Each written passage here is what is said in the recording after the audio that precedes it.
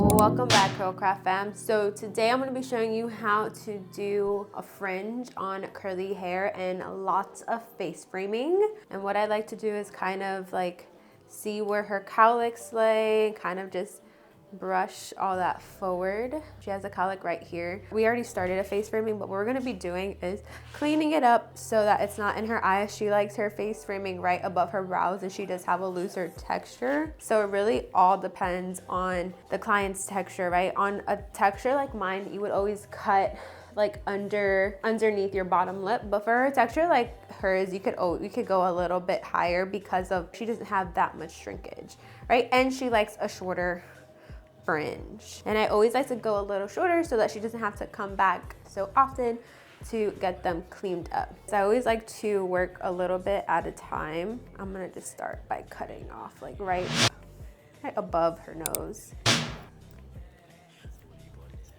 And her hair is not gonna shrink up that much from here, so we're gonna cut a little bit more because she likes them right above your brows, right? Mm-hmm. So that they're not in her eyes.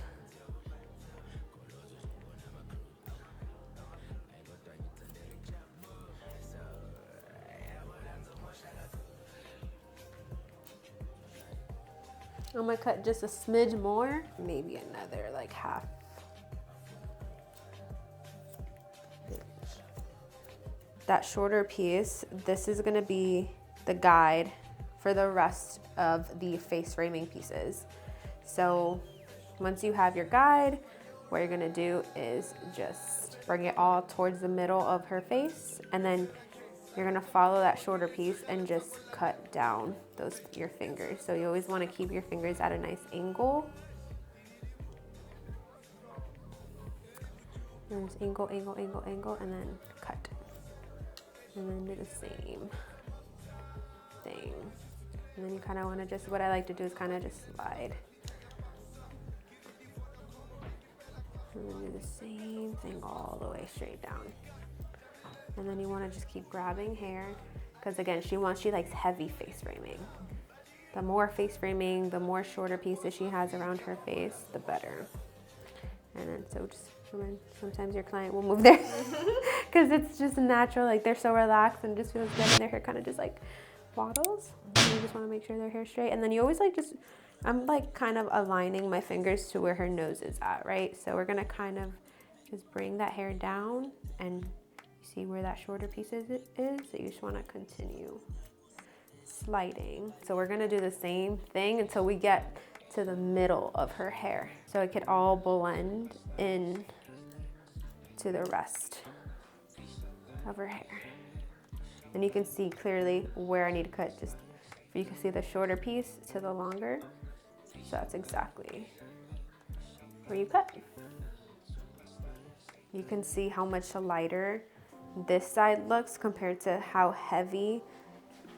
Like, it's good, but it looks a little heavier, I feel like, on this side than it does on this side. You can see like it looks more feathery. We're gonna just part her hair down the middle and bring that middle to the side. And we're just gonna comb all that hair forward, and we're just gonna bring all this hair forward to make sure that that face framing blends into the rest of her hair. And you can kind of see like those ends that still need to come off. So let me brush that down, and you can see where that shorter piece is. So you just want to blend those shorter pieces into the rest of her hair. And you can see that short guide, and you can see those little sparse ends that need to go. And she has so much new growth coming in, you guys, from the shampoo she's been using. So sometimes a lot of people think that the little hairs that poke out of their scalp is breakage, but this is all just new growth that she has coming in. Like even, oh yeah, you see a ton of it right in here. And she's been using hair growth and hair thickening shampoo, and she has so much new growth coming in.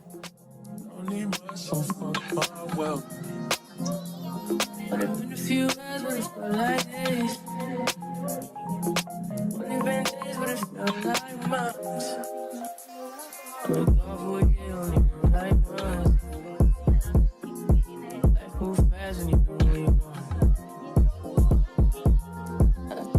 now we're gonna go in and check that everything is nice and cohesive and even.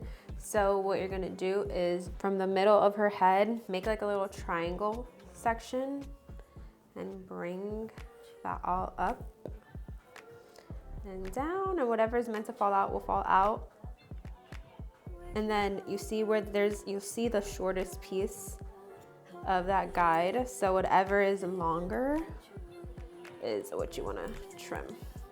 And so then what I'm gonna do is part her hair down the middle. So then what you're gonna do is, this is how I like to do it, is I like to just bring everything out at an angle.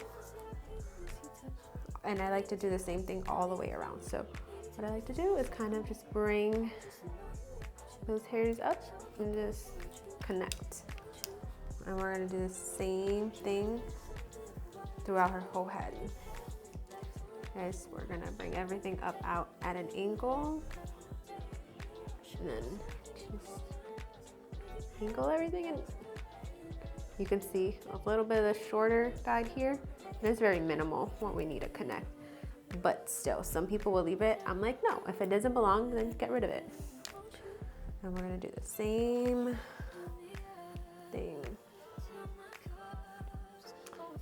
out.